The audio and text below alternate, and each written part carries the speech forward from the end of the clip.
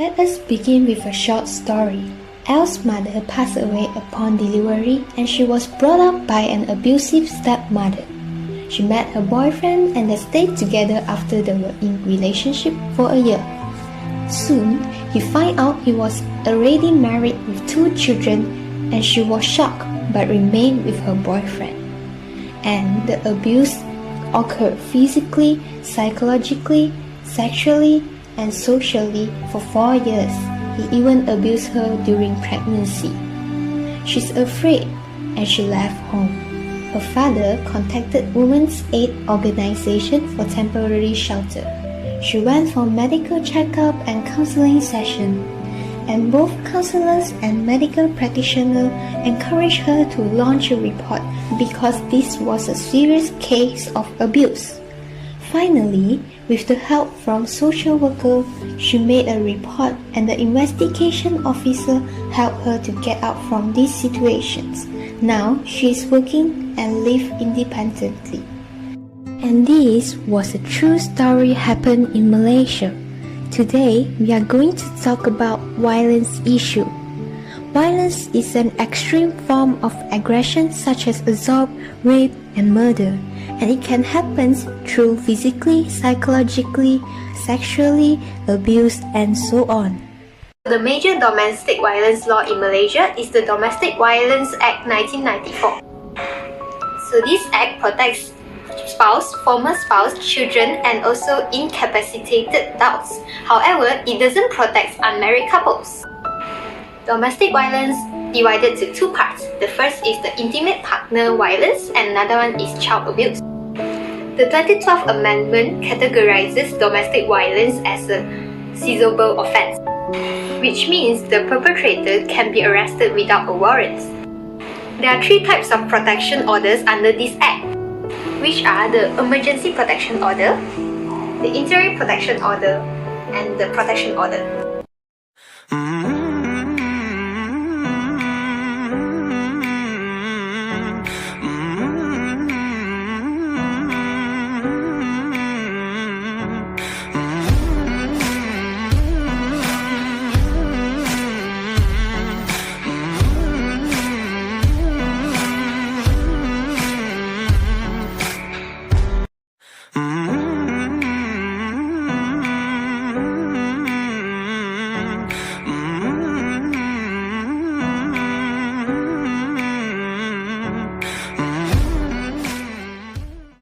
Hello everyone, my name is Parcha and now we're going to dive into the ethics regarding violence issues focusing on intimate partner violence and child abuse. We have 3 parts under this. The first one is 3 relevant principles according to APA Code of Ethics. The second one is confidentiality and its limits, and the third one is avoiding harm.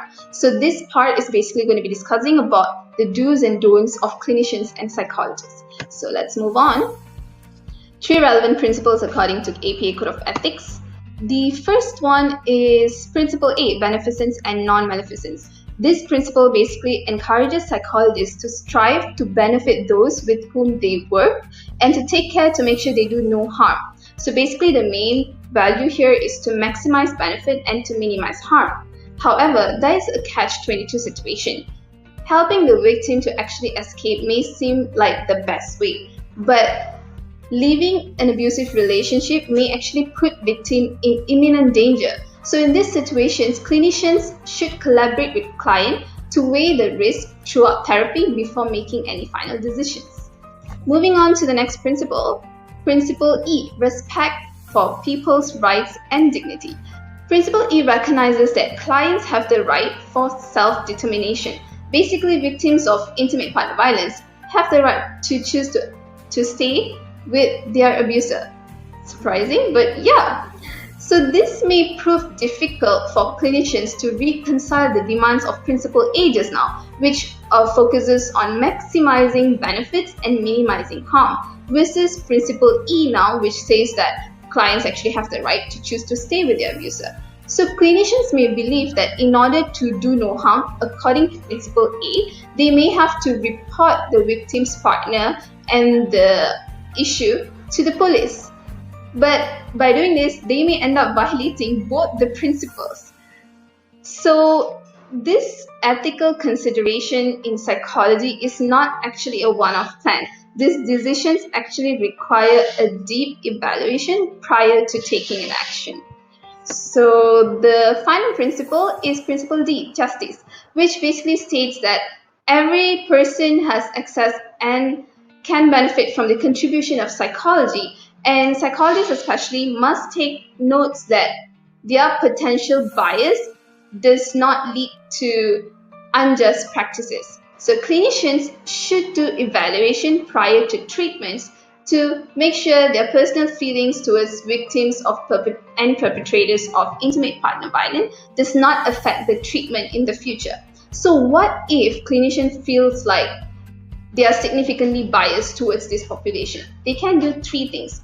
The first one is they can consider reviewing literature to deepen their understanding on this matter. The second one is they can consult with their colleague to get their opinion and advice. And the third one is clinicians may actually choose to not treat clients with intimate partner violence. That is totally a viable option. Next part is confidentiality and limits. So we're going to be discussing about standard 4.1, maintaining confidentiality, standard 4.5, disclosure, and also 3 instances in which clinicians are required to disclose confidential information in situations such as terror-soft and violent clients, suicide risk, and child abuse. So the first one is standard 4.1, maintaining confidentiality. As the name suggests, psychologists have a primary obligation to protect confidential information. However, in certain situations, psychologists would need to break confidentiality in order to protect clients. So this is where standard 4.5 disclosures comes in hand. Basically, this states that psychologists can disclose confidential information without the consent of the individual only if it's permitted and mandated by law for a valid purpose in order to protect clients, psychologists, or others from harm.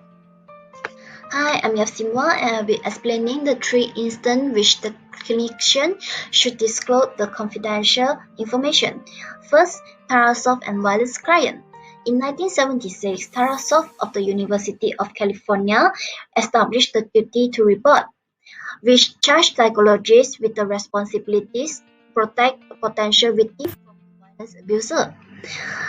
Clinicians should take the important step to evaluate violence history and current violence risks. So the next will be the suicide rates. A lot of victims of IPV evaluated rates. This is because it may seem that committing suicide is the only way for them to get rid of the abuser. Therefore, clinicians should involuntarily hospitalize the client to prevent him or her to get further harm and screen for suicidality during the initial intake. Not only that, clinicians should also find out the other factors that may increase the rate of suicide. For example, current psychopathology and suicide ideation, past suicide attempt, and demographic factors such as the age and the sex. By knowing all this, clinicians can provide the suitable treatment for the client and treat them effectively. Third will be the child abuse. Nearly 40% of IPV families often occur with child abuse.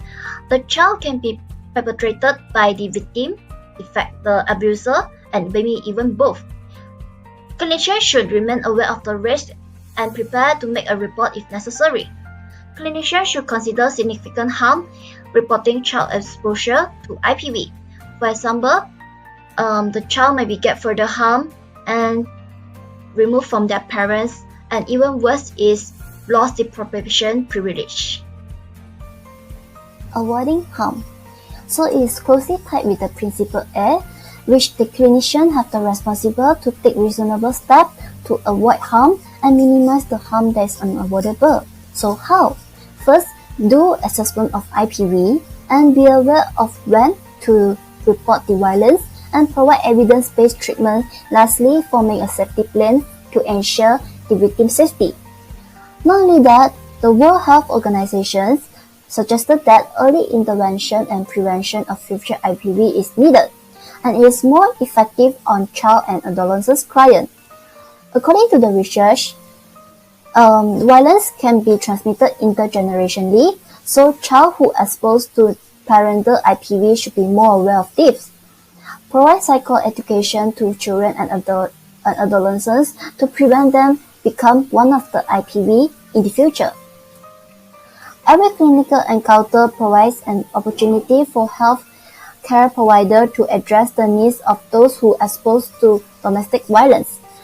Clinicians should practice early intervention and screening to detect the perpetrator and victims. This case involved child abuse, child neglect, and torture. Let's have a look on Gabriel Fernandez's case, a case in California. He was an 8-year-old boy who was abused and tortured over 6 months and led to his death. He was abused and tortured to death by his own biological mother, Pearl Fernandez, and her boyfriend, Izura Aguirre. Multiple people reported signs of abuse to social workers, but they failed to protect him, and the 4 social workers being criminally charged in Los Angeles Superior Court. The abuse included being forced to eat cat feces, his own vomit, expired food, pepper spray, burned with cigarettes, and many other physically and psychologically abuse. He was found on the ground naked and several injuries that day. After hospitalizing him, he was found brain dead, no brain function at all, skull fracture, multiple old and new rib fractures, found BB in his lung, and many other injuries on his body. Both Fernandez and Aguirre were charged with first-degree murder with special circumstances of torture. Sentence for Fernandez was life imprisonment without parole, and death sentence for Zora Aguirre. So hi everyone, now let's talk about the effects of culture on violence issues. So while people not necessarily support domestic violence, some cultures and social norms don't deem these actions as violence. They tend to see it as something very normal and something they do on a day-to-day basis. For example, in Asia, when you physically punish a child, it's only seen as a disciplinary action and not as child abuse or child maltreatment. And it's the same case for intimate partner violence in countries such as Nigeria and India. So for example, in India, men tend to have a higher social status compared to women. And in their eyes, it is normal for men to assert power over women, especially when they want them to pay attention and listen to them. So now let's talk about trauma-informed care, or TIC, which is an approach that is used to handle domestic violence cases. So TIC views service provisions through the lens of trauma, and it involves understanding the basics of trauma and some of the specific triggers. And it also involves understanding how trauma impacts its survivors. So the purpose of TIC is to maximize the therapeutic impact for the victims of trauma and also avoid re-traumatization. TIC involves forming a very strong, balanced, and trusting bond between the mental health practitioner and also the survivors of trauma. And this will allow the survivors to feel safe in order to grow and heal out of their traumatic experience. TIC services are usually culturally competent and sensitive services, which is used to minimize the possibilities of victimization and re-victimization. So when dealing with domestic violence cases, it is important for us to avoid re-traumatization. And as mental health practitioners, there are many ways to do so. First and foremost, we can provide our clients with a sense of privacy and security in the environment we put them in. Not only that, we should also provide them with a sense of structure and routine, which is usually missing during abusive relationships. Not only that, we need to treat our clients with respect, and we need to be aware and understand their emotional state of mind from time to time. And also, when building a relationship with our client, we need to avoid having a hierarchy of power, or not will cause our clients to feel very inferior, which they usually do during abusive relationships. And besides using trauma-informed care, we also need to use a cultural-centered practice. As I mentioned earlier, different cultures view domestic violence differently, and by using multicultural counseling, we can view different groups through different lenses without bias. And as mental health practitioners, we need to develop a sense of cultural awareness. We need to understand and learn how our culture and also our client's culture differs from mainstream culture. Not only that, we also need to be mindful towards the stigmas, stereotypes, and also behaviors that are shaped by cultural norms. And we need to understand that These may be the things that are holding our clients back from telling us everything they happened to them during their traumatic experience.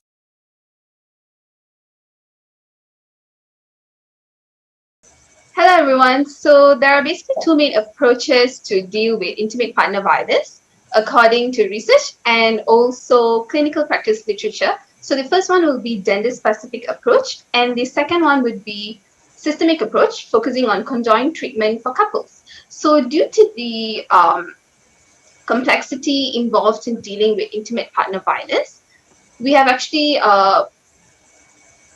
brought upon the discussion today. So Haley, do you want to explain about the gender-specific approach perhaps? Yeah, sure. For gender-specific approach, it's actually the treatment for the intimate partner violence. They have to treat the women and the men separately. This is because women and the men have fundamental biological and cultural difference. Shami, do you mind explaining what is the conjoint treatment? Yeah, sure. So, conjoint treatment refers to a treatment that has two or more clients together in the same room for the therapy sessions. And this is usually used in marriage counseling, couples therapy, and also family therapy. However, for these domestic violence cases, it usually appeals to couples who want to preserve their relationship. So, according to research, a lot of victims, they don't want to leave their abuser because they still believe that these perpetrators are important to them, and they believe by staying they can change the abuser's ways. So what do you guys think? Okay, so though I agree that the conjoined treatment actually helps to preserve a couple's relationship, I believe that gender-specific approach actually highlights the importance of the perpetrator being accountable for their actions, and most importantly, it reduces the chances of re-victimization of the particular victim. So when we are using this parallel approach, it gives us an opportunity to deal with individual needs, personalizing their treatment. So in this way, the perpetrator will receive treatment and also psychoeducation, while the victim will be receiving support and also empowerment. So the personalized approach, in my opinion, that gender-specific treatment actually brings, actually might help to resolve violence issues, as it's actually treating the cause. Alright, I Yeah. still think there's pros and cons for this specific treatment for each gender.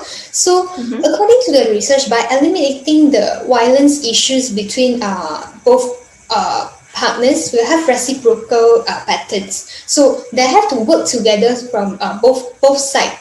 So I think this conjoint treatment, they have the interaction between each other. They can open up or speak directly to each other, of course with the help of the counselor and the therapist to encourage them to guide them to have a proper or a better solutions between them, these relationships. So during these sessions, they are able to speak out or speak out directly what happens towards them. So what's the solutions they have to come up with to deal with this relationship, these specific issues between these relationships. So what do you think, Haley? From my point of view, I actually disagree with your statement. This is because I don't think that the victim can speak openly and honestly right beside the abuser because they were afraid of getting further harm. And according to the research done by Bograd, there's actually some victims get killed after the professional sessions. Not only that, it's hard for the counselor to find out the nature of their relationship and find out the pros and cons leaving their partner. I actually do agree with you, Haley. But like after considering what Shrening and Charming has to say, I think because each violence issue and violence case might be different, Yes. we have to consider the nature and the extent of each of those violence issues when we are actually determining the mode of treatment. So it seems very short-sighted of us to actually impose one mode of treatment in exclusion of the alternative. So what do you think, Shami? So after listening to all of your opinions, I think we kind of gauge the pros and cons of both these treatments. And I think that we all can conclude that an approach that combines both the strengths of these two treatments is very beneficial in this case. But also for domestic violence cases and intimate partner violence, like what Parja said earlier, we kind of need to gauge the nature and the extent of the abuse before we choose the treatment. So I think this has been a very fruitful discussion. Thank you guys for sharing your opinions. Thank Yes, you. thank you. Bye.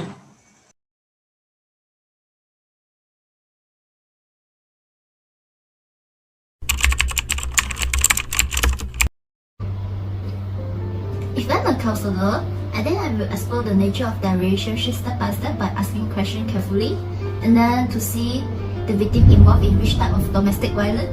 Is it physically, socially, or psychologically? I will build a strong therapeutic bond with the victims, and I will reassure them that I trust them and I'm there to help them throughout the way.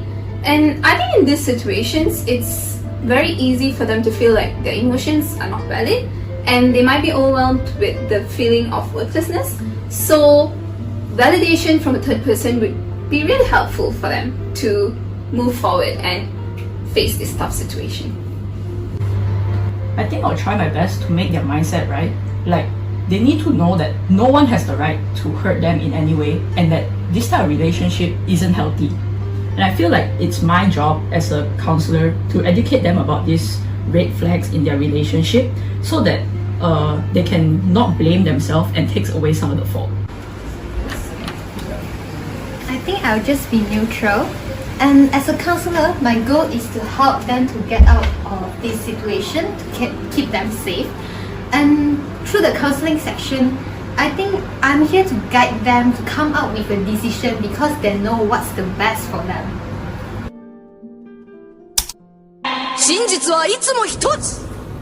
It's never easy to get out from a significant relationship, especially you are financially controlled or psychologically beaten down. So girls and boys, never okay to let someone to hurt you, and be firm to the thoughts of leaving. So first, know where you are and find out where is the nearest police station or the government hospital, and choose a correct timing to escape from him or her. So for example, you can find a time that she or he is away from home, like at work or go out for a grocery. So mark it down. So this is to ensure your escape journey is smooth. So secondly, you have to set the Women AIDS Organization hotline as another name to prevent the abuser find out.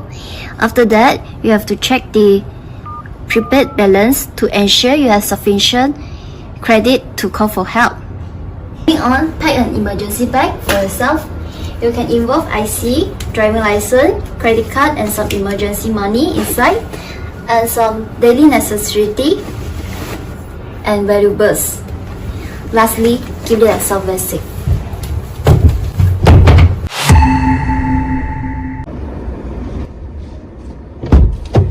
And if you have been injured from the abuse, faster drive to the nearest government hospital and go to the emergency room and find the one-stop crisis center. In this center, they'll help to file a police report, collect evidence, and they also give you free medical treatment. However, if you can't make it to these centers, go to the nearest police station and file a report. And once you get the report, remember to get a copy and go away faster.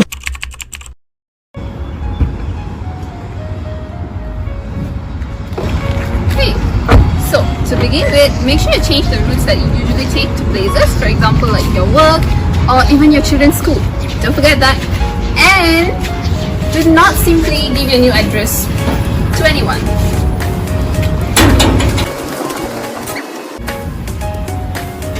Make sure you change your locks too, don't forget.